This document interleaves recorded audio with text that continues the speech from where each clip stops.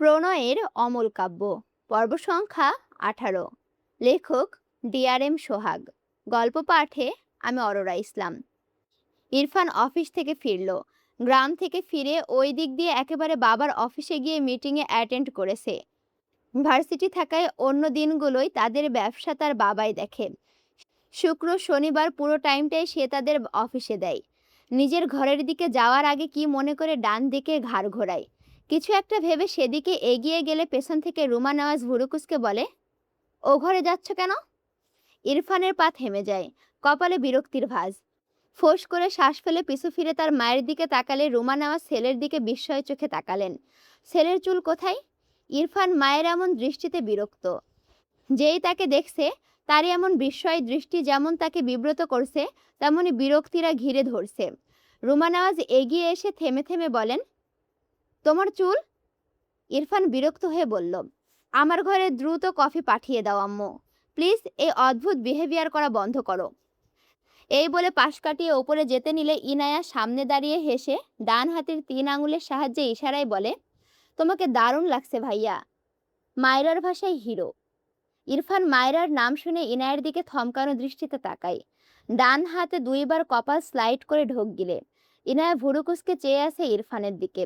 ইরফান লম্বা শ্বাস টেনে বিরক্ত কণ্ঠে বলে, ডিসগাস্টিং কথাবার্তা অফ কর, কফি দিয়ে যা ফাস্ট। ইনায়া হেসে মাথা নাড়ল। ইরফান পাশ কাটিয়ে ওপরে উঠে যায়। ইনায়া তার মায়ের দিকে তাকালে দেখল তার চোখে মুখে এখন বিস্ময়। এগিয়ে এসে বলে, আম্মু। মেয়ের ডাকে রুমা নওয়াজের ধ্যান ভাঙে। ঝাপসা চোখে ইনায়ের দিকে তাকায়। ইনায়া মায়ের চোখে পানি দেখে অবাক হয় না। যখন বাবা মায়ের ছেলেমেয়েরা তাদের কথা শোনে না, তখন তারা যেমন কষ্ট পায়, সেই ছেলে মেয়েগুলোই যখন একঘেয়েমি থেকে বেরিয়ে থেকে নিজেকে একটু স্বাভাবিক করে, তখন বাবা মায়ের চোখে সবার আগে আনন্দের অশ্রু জমে। ইনায়া মৃদু হেসে হাত বাড়িয়ে মায়ের চোখ জোড়া মুছে দিয়ে বলে, তোমার বৌমার কেরামতি এটা, বুঝলে? রুমা নওয়াজ অবাক হয়ে বলে, মায়েরা করেছে? ইনায়া হাসতে হাসতে তার মাকে সব বলল। রুমা নওয়াজ চোখে পানি নিয়ে মৃদু হাসলেন। তিনি রান্নাঘরের দিকে গেলে ইনায়া মন মরা হয়ে সোফায় বসে। ফুপির কাছে কল করেছিল সে। ভাইয়া মায়েরাকে খুব বাজেভাবে মেরেছে। ব্যাপারটায় ইনায়া ভীষণ কষ্ট পেয়েছে। মায়েরা তার ভাইকে মানুষ ঠিকই করে দিয়ে যাবে, মাঝখান থেকে না মায়েরা হাওয়া হয়ে যায়। ভাবতেই তার নিজের কেমন যেন ভীষণ কষ্ট হলো। মায়ের ডাকে ধ্যান ভাঙে। তার মাকে কফি নিয়ে দাঁড়িয়ে থাকতে দেখে উঠে দাঁড়ালো। মায়ের থেকে কফির মগ নিয়ে ভাইয়ের ঘরে যায়। ভাইয়া তোমার কফি।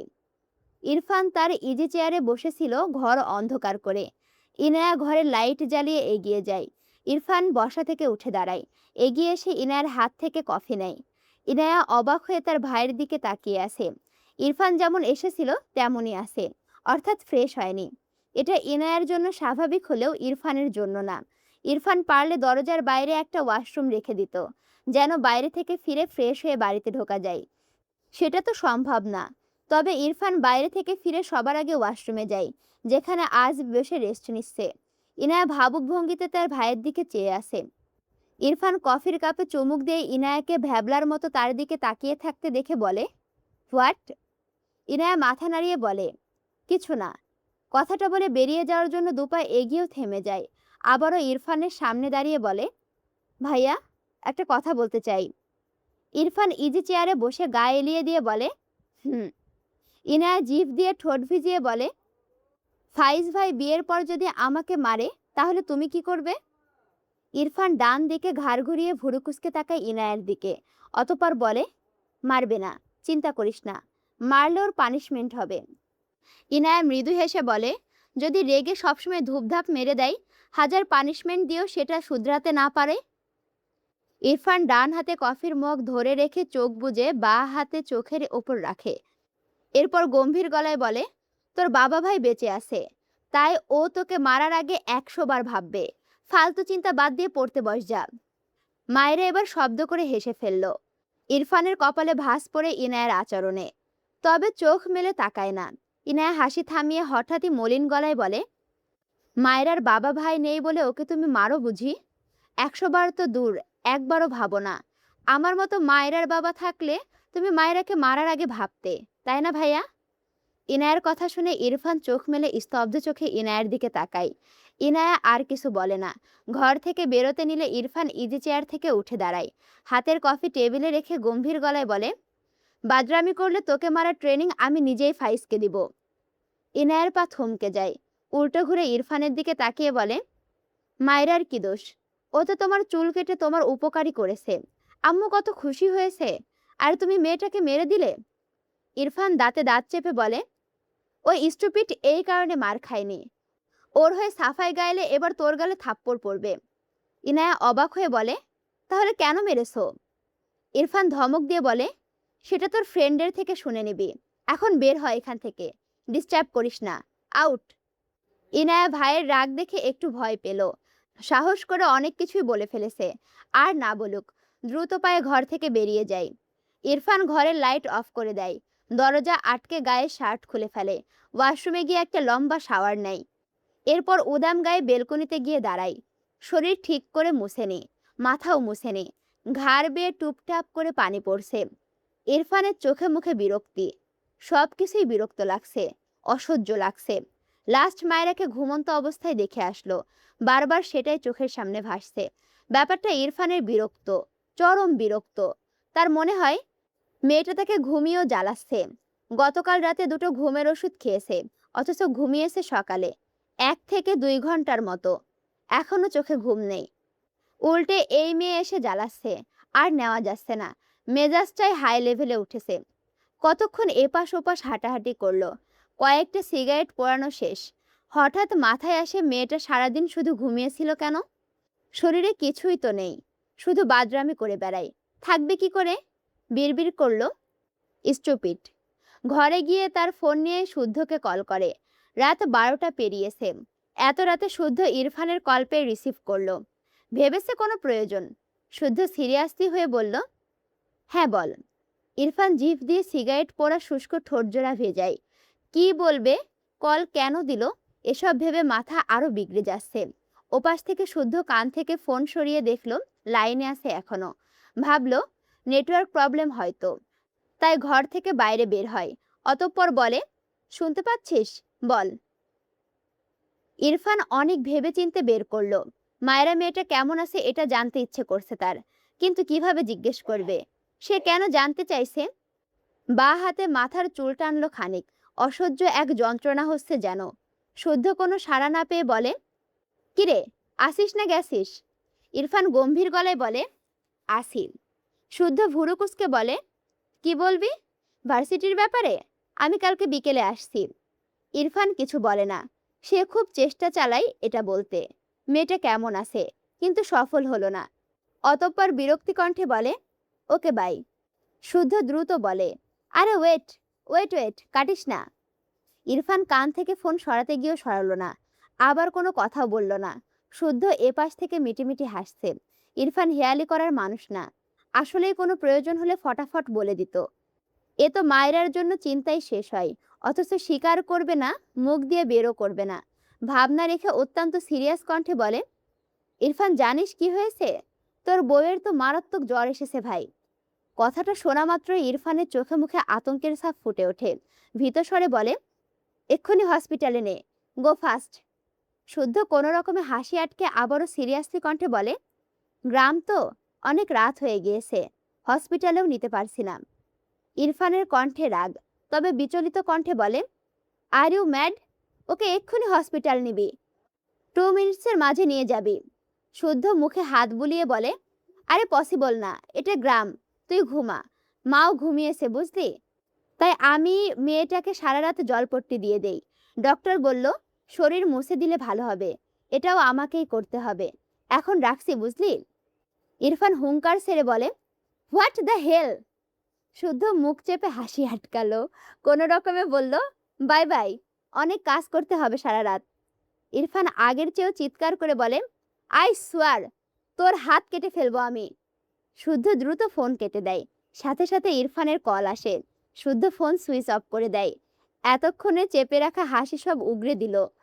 হাসতে হাসতে পেট ব্যথা হয়ে গিয়েছে। একে জ্বালানো এত সহজ হয়ে গিয়েছে আল্লাহ। আগে তো লোহা দিয়ে বাড়ি দিলেও এর হেলদোল ছিল না, আর এখন দুটো কথা বললেই কেমন রিয়াক্ট করে, বিড়বিড় করে, স্পেশাল পার্সন বলে কথা। মায়েরা পানি খেতে এসেছিল।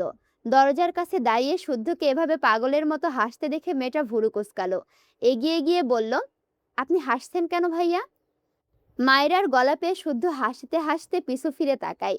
কোনো রকমে হাসি আটকে বলে, অদৃশ্য প্রেম প্রেম ভাব, প্র্যাকটিক্যাল প্রেমের অভাব। মায়েরা বোকা চোখে শুদ্ধর দিকে তাকিয়ে রইল, কিছু বুঝলো না।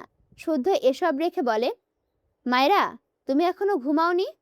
মায়েরা মাথা নেড়ে বলে, পড়ছিলাম, এখন ঘুমাবো। শুদ্ধ হেসে বলে, এত পড়তে হবে না। এক্সামের আগে আমার মায়ের দোয়া পড়ে ফু দিয়ে এক গ্লাস পানি খেলে তুমি ফার্স্ট হয়ে যাবা, বুঝলে? মায়েরা জোরপূর্বক একটু হাসলো, মাথা নেড়ে বোঝালো বুঝেছে, তবে কিছু বলল না। চুপচাপ তার ঘরের দিকে চলে গেল। ইরফান সমানে শুদ্ধর ফোনে কল করছে, বারবার ফোন সুইচ অফ দেখায়।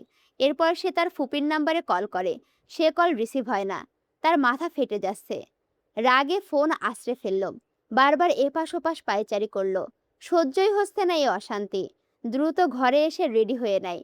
বেলকনি থেকে ফোন কুড়িয়ে গাড়ির চাবি নিয়ে বাড়ি থেকে বের হয়। 3.5 ঘন্টার পথ প্রায় 2 ঘন্টায় এসেছে। শুদ্ধর বাড়ির সামনে নেমে দ্রুত পায়ে এগিয়ে আসে। শুদ্ধ আজ ঘুমায়নি। বাইরে গাড়ির আওয়াজ পেয়ে এক প্রকার লাফ দিয়ে বিছানা ছাড়ে। এমনিতেই গ্রাম, তার মাঝে রাত বাজে 2টো। একটা পাতা পড়লেও সেই শব্দ আসবে। সেখানে গাড়ি এসেছে। শুদ্ধ এক প্রকার দৌড়ে গেট খুলে সামনে ইরফানকে দেখে, যে এক্ষুনি তাদের বাসার বেল বাজাতে যাচ্ছিল। শুদ্ধ চোখ বড় বড় করে তাকায়। সে মজা করলো, ভাবলো সারা রাত বউয়ের জন্য একটু ছটফটাক। ও মা, এ তো সরাসরি এখানে চলে এলো। বিস্ময় কণ্ঠে বলে, তুই এত রাতে? ইরফান বিচলিত কণ্ঠে বলে, ও কোথায়? শুদ্ধ ঢোক গিলল। সে মিথ্যা বলেছে জানলে এ তো তাকে কাঁচাই চিবিয়ে খাবে। শুদ্ধর উত্তরের অপেক্ষা না করে শুদ্ধর পাশ কাটিয়ে দ্রুত ভেতরে চলে যায় ইরফান। শুদ্ধ দরজা লাগিয়ে পিছু ফিরলে ইরফানকে তার মায়ের ঘরের দিকে যেতে দেখে বলে, আরে মায়েরা এই ঘরে। হাত দিয়ে দেখিয়ে দেয়। ইরফান রেগে শুদ্ধর দিকে তেড়ে আসতে নিয়েও শুদ্ধর দেখিয়ে দেওয়া ঘরের দিকে যায়। ভেতরে গিয়ে ঘরের লাইট জ্বালায় দ্রুত। চোখের ওপর হঠাৎই এত আলো পড়ায় মায়েরা চোখ মুখ কুঁচকে নেয়, তবে ঘুম ভাঙে না। ইরফান বড় বড় পা ফেলে এসে মায়েরার কপাল চেক করে, স্বাভাবিক লাগলো। এরপর গলার ভাঁজে হাত দিয়ে চেক করে, স্বাভাবিক। মায়েরার দুহাত তার দুহাতে ধরলো, তাপমাত্রা স্বাভাবিক, ফ্যান ছাড়া। মায়েরার শীতও লাগছে না। মায়েরাকে স্বাভাবিক দেখে ইরফান স্বস্তির নিঃশ্বাস ফেলল।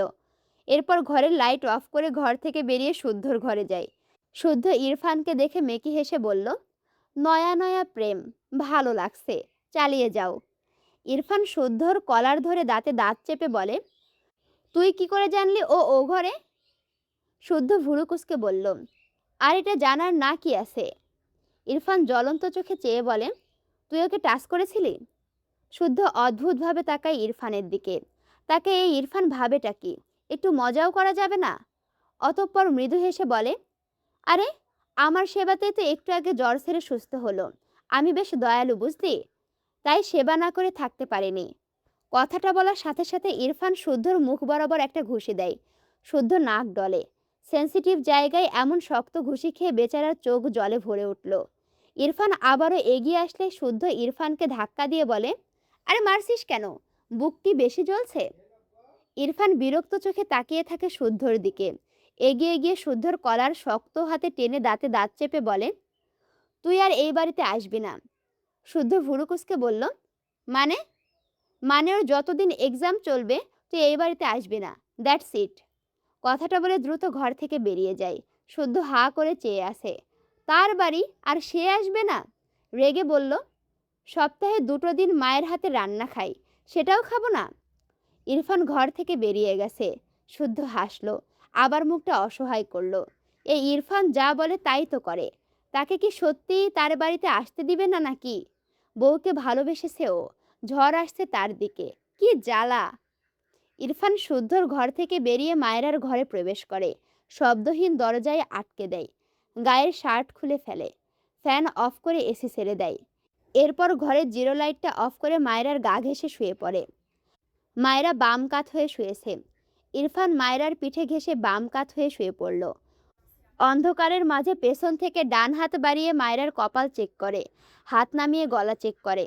মায়েরা ঘুমের মাঝে একটু কেঁপে ওঠে। নড়েচড়ে উল্টো ফিরে ইরফানের দিকে ফিরে শোয়। বাম হাত বাড়িয়ে ইরফানের গলা জড়িয়ে ধরে ঘুমের ঘরে। অন্ধকার ঘরে ইরফান মায়রাকে দেখতে পায় না তেমন। খুব ঝাপসায় দেখালো বোধহয়।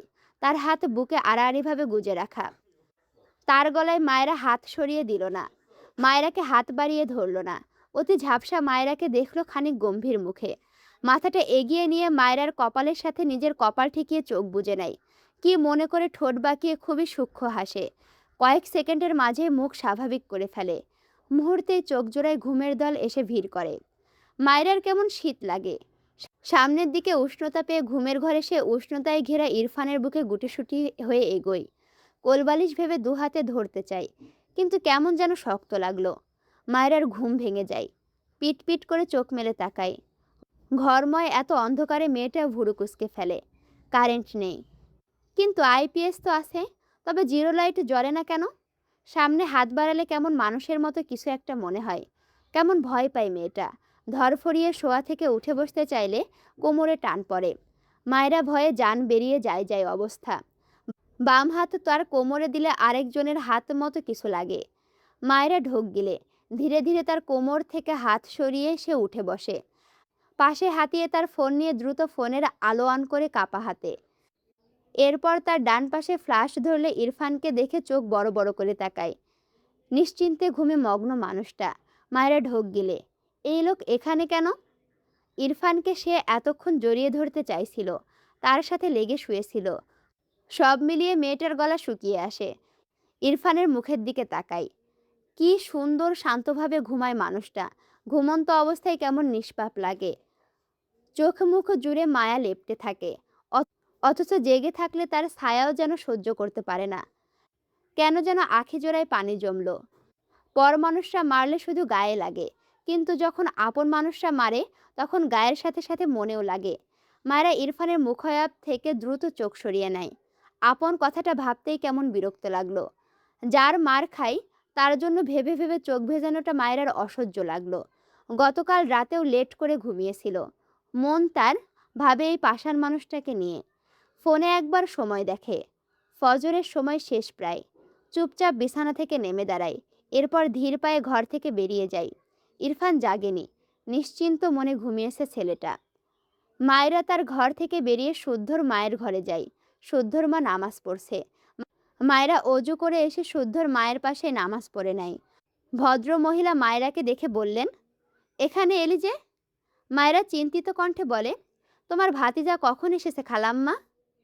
শুদ্ধর মা ত্রিনা বেগম অবাক হয়ে বলে, ইরফানের কথা বলছিস? ও তো গতকাল দুপুরে চলে গিয়েছিল পাগলি মেয়ে, ভুলে গেলি? মায়েরা দুদিকে মাথা নাড়িয়ে বলে, এসেছেন উনি, আমি মাত্র দেখে এসেছি আমার ঘরে। ত্রিনা বেগম অবাক হলেন, বসা থেকে উঠে দাঁড়ালেন। এরপর ঘরের বাইরে যেতে যেতে বললেন, আচ্ছা আমি দেখছি, তুই বস। মায়েরা কিছু বলল না। দু হাঁটু জমা করে হাঁটুর ওপর থুতনি ঠেকিয়ে চুপ করে বসে রইল। ভাবছে লোকটা গিয়ে আবার আসলো কেন? তার প্রয়োজনে আসলেও শুদ্ধর ঘর রেখে তার ঘরে কেন এসেছে? মায়েরা ভাবে তার ঘুম ভালো না, সে জানে। সেই হয়তো লোকটার দিকে এগিয়ে শুয়েছে। কিন্তু ইরফান কেন তার ঘরে গিয়ে শুয়েছিল? ইরফান? ফুপির ডাকে ইরফান জাগা পায়। ঘুম নিয়ে চোখ মেলে তাকায়, ঘুম জড়ানো কণ্ঠে বলে, বলো। ত্রিনা বেগম ইরফানের মাথায় হাত বুলিয়ে বলে, কখন আসলি? ইরফান বাম পাশ ফিরে জায়গা ফাঁকা দেখে ভুরু কুঁচকালো। বিরক্তির নিঃশ্বাস ফেলল। বিছানা থেকে নেমে ওয়াশরুমে যেতে যেতে বলে, কাজ ছিল, তাই রাতে এসেছি। ত্রিনা বেগম অবাক হলো। সে তো 11টার পর ঘুমিয়েছিল। ইরফানের আরও কত রাতে কাজ ছিল? ভাবনা রেখে ঘর থেকে বেরিয়ে যায়। আচ্ছা, এতক্ষণ তো দৃশ্যপট ছিল ইরফানের ফুপুর বাসায়, মানে ত্রিনা বেগমের বাসায়। এবার দৃশ্যপট আসলো ইরফানের বাবার বাসায়, মানে ইরফানদের বাসায়। ইরফান কোথায়? স্ত্রীর কণ্ঠ পেয়ে তারেক নওয়াজ ভুরু কুঁচকে বলল, ঘর ছাড়া আর কোথায় থাকবে, দেখো। নেই বলেই তো তোমাকে জিজ্ঞেস করছি। তারেক নওয়াজ ভুরু কুঁচকে বলল, আমি কি করে বলবো সে কোথায়? আবার কোথায় গিয়েছে? ঘড়িতে সময় দেখলো 9টা। অতঃপর বলে, একটু পর অফিসের উদ্দেশ্যে বের হব। আর এই ছেলে কাজ থেকে পালিয়ে বেড়াচ্ছে কেন? রুমা নামাজ বিরক্ত হয়ে বলে, আমার ছেলে কাজ রেখে পালায় না, তুমি পায়ের ওপর পা তুলে বসে থাকো। আমার ছেলে সপ্তাহে 2 দিন তোমার সব কাজ তুলে দেয়। তারেক নওয়াজ কিছু বলল না। মিথ্যা তো আর বলেনি। তার রাগ অন্য জায়গায়। ছেলেটা মায়েরাকে মেরেছে, এটা নিয়ে তার রাগ আকাশ সম।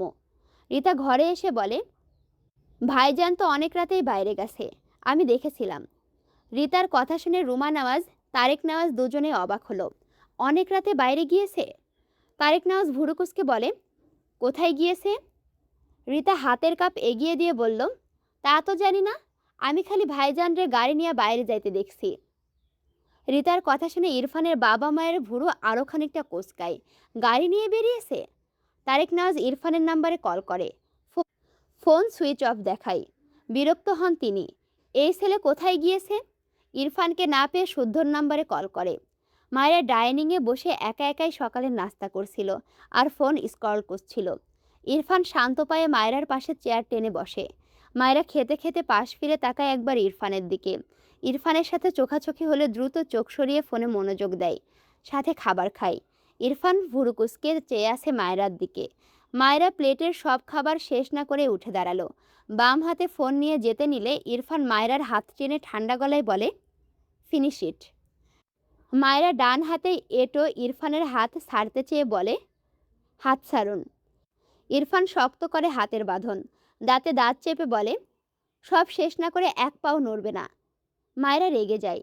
এই লোককে তার সহ্যই হয় না তার। হঠাৎই চিৎকার দিয়ে বলে, হাত ছাড়ুন বলছি। মায়েরার এমন চিৎকারে ইরফান ভড়কে যায়। ত্রিনা বেগম রান্নাঘর থেকে দ্রুত পায়ে বেরিয়ে এসে বলে, কি হয়েছে মায়েরা, চিৎকার করছিস কেন?